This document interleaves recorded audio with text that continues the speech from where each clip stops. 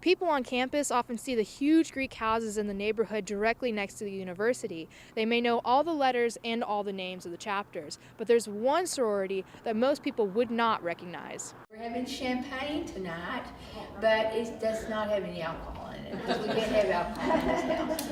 They don't wear letters. They aren't enrolled in any classes, but they do live in the Greek houses. This is the sorority of house mothers. And the newest addition to this sorority is Amy Bond, the house mother of the sorority Alpha Omicron Pi.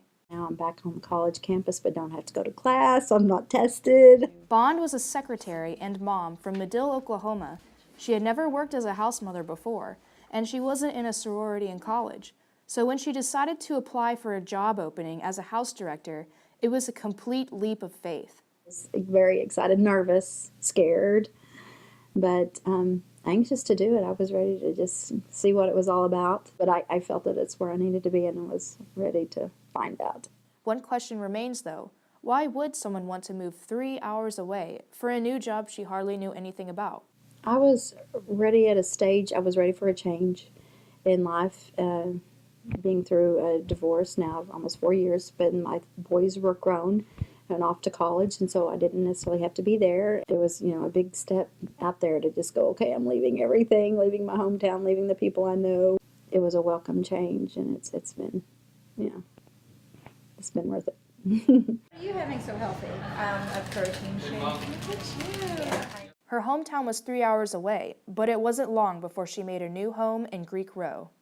Bond had a mutual friend with Brenda Merritt, the house mother of the sorority Zeta Tau Alpha at OSU. Merritt gave Bond advice on the hiring process and shared some tips on handling the job. She'd asked some of the job descriptions and told her, and I actually sent her pictures of my apartment because she was concerned. You have to live here so many months out of the year. The advice that my corporation gave me, and I pass it on to all the other house moms, sometimes the house moms have a tendency to try to get into the girls' business, and I think that can cause a problem. So my corporation said, unless the girls want you involved, stay out of it.